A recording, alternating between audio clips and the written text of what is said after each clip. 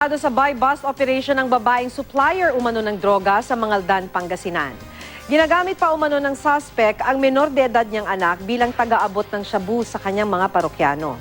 Makibalita tayo kay Michael Sison ng GMA Dagupan. Kalaboso si Naima Pangkatan dahil sa pagtutulak umano ng iligal na droga sa bayan ng Mangaldan, Pangasinan. Inaresto siya sa isang buy-bust operation at nakunan ng isang pakete ng hinihinalang shabu. Sa naturang operasyon, kasama pa raw ng suspect ang menor de edad niyang anak na babae. Ang nag-abot sa amin yung bata.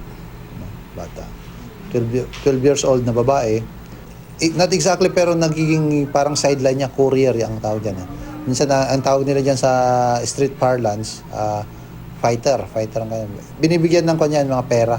Ayon sa menor de edad, hindi raw niya alam na iligal na droga ang ipinaabot ng kanyang ina tuwing may transaksyon ito. Dinala sa DSWD ang menor de edad para maisailalim sa counseling. Ayon sa pulisya, ang suspect na si Pangkatan, ang supplier ng droga ng iba pang tulak sa bayan.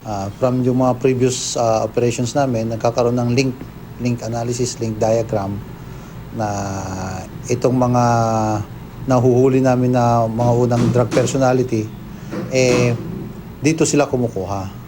Itinanggi naman ng suspect ang paratang. Hindi galing sa akin. Kanino? Hindi ko alam sino umabot sa kanya. Hindi ko nagbibinta ng ganyan.